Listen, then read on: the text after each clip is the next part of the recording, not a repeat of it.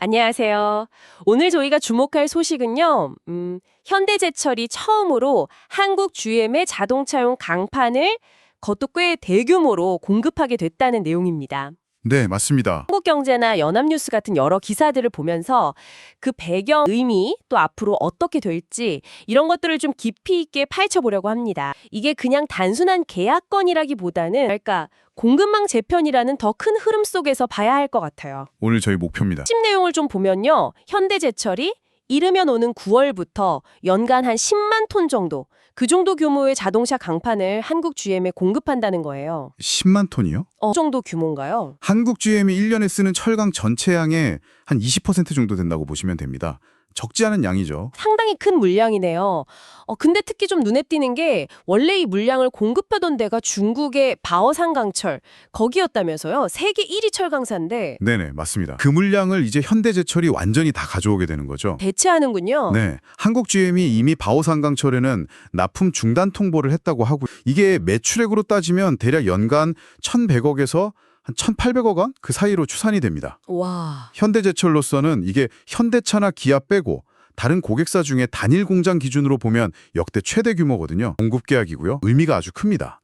안 그래도 현대제철이 그룹사 의존도가 좀 높다는 얘기가 계속 있었잖아요. 그렇죠. 한 80% 이상이었으니까. 네. 그러니까 고객 다변화라는 그 오랜 숙제를 푸는 상당히 결정적인 계기가 될 것 같네요. 맞습니다. 근데 궁금한 게 다른 철강사도 있을 텐데 하필 지금 또 현대제철이었을까요? 가장 중요한 배경이 뭐냐면요.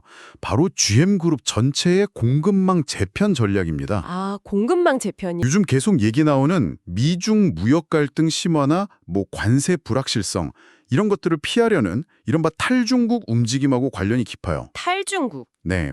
예전에는 바오산강철이 가격 경쟁력 같은 게 매력적이었을 수 있는데 지금은 상황이 완전히 달라진 거죠. 아, 그렇군요. 하긴 한국 GM에서 만드는 차들 그 트랙스 크로스오버나 트레이블레이저 이런 주력 차종들 생산량의 거의 85%가 미국으로 수출된다고 하니까요. 맞아요. 비중이 엄청 높죠.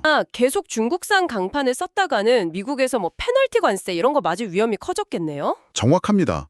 자동차 원가에서 철강제 비중이 한 10%에서 15% 정도 되는데 관세 리스크는 절대 무시 못하죠. 그렇겠네요. 그래서 한국 GM이 기존에도 이미 포스코 같은 다른 국내 기업들한테서 한 70에서 80% 정도는 받고 있었거든요. 아, 이미 국내 비중이 높았군요. 계약으로 이제 남은 중국산 물량까지 완전히 털어내고 사실상 철강 공급망에서는 탈중국을 완성하게 되는 셈입니다.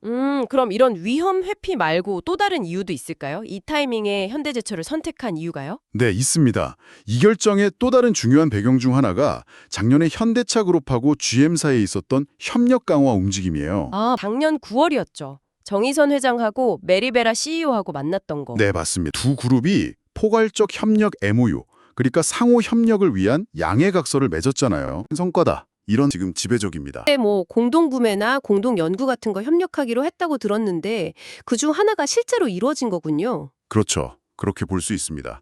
그리고 또 하나, 현대제철 자체의 노력도 빼놓을 수가 없어요. 현대제철의 노력이요? 현대제철이 2010년에 자동차 강판 시장에 본격적으로 뛰어든 이후로 계속해서 고객사를 늘리려고 정말 꾸준히 노력해 왔거든요.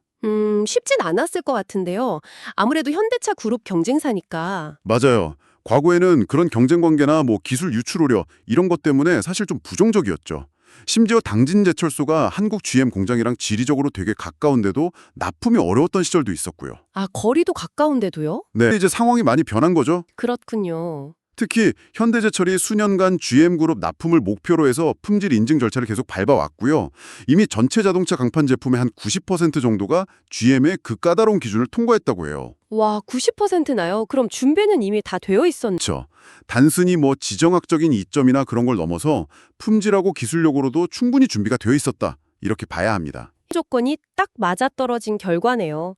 그럼 앞으로 이 두 그룹 간의 협력 더 확대될 가능성도 있을까요? 네, 그럴 가능성이 상당히 높다고 봅니다. 예를 들면요. 강판 공급을 시작으로 해서 현대제철이 지금 미국 루이지애나에 전기차용 강판 공장 짓고 있거든요. 공장 물량을 GM이 사준다거나 아니면 반대로 GM이 현대모비스 같은 현대차그룹 부품 계열사 제품을 더 많이 쓴다거나 이런 추가적인 협력 이야기가 나오고 있습니다. 오, 부품까지요? 네. 좀 더 장기적으로는 글로벌 생산 기지를 서로 공유하는 방안까지도 조심스럽게 점쳐볼 수 있지 않을까 얘기도 있습니다. 와, 생선기지 공유까지 흥미로운 전개인데요.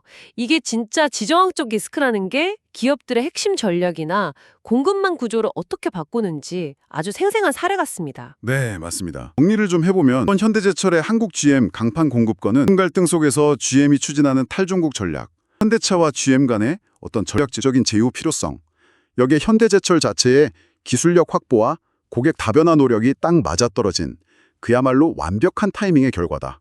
이렇게 볼 수 있겠습니다. 분석을 통해서 이 계약 이면에 깔린 여러 복잡한 역학관계를 좀 더 명확하게 이해할 수 있었던 것 같습니다. 청취자 여러분께서도 이번 협력이 단순히 그냥 철강 공급에만 그칠지 아니면 앞으로 전기차 부품 공동 조달이나 심지어 생산기지 공유 같은 더 깊은 수준으로 나아갈지들을 계속 주목해 보시면 재밌을 것 같습니다. 네, 지켜볼 만하죠. 다만 한때 정말 치열하게 경쟁했던 회사들이 이렇게 손을 잡는 게 장기적으로는 예상치 못한 어떤 새로운 의존성, 다른 경쟁 구도를 만들어낼 수도 있지 않을까. 그런 생각도 드네요. 그 귀추를 지켜보는 것도 흥미로운 관전 포인트가 될 것 같습니다.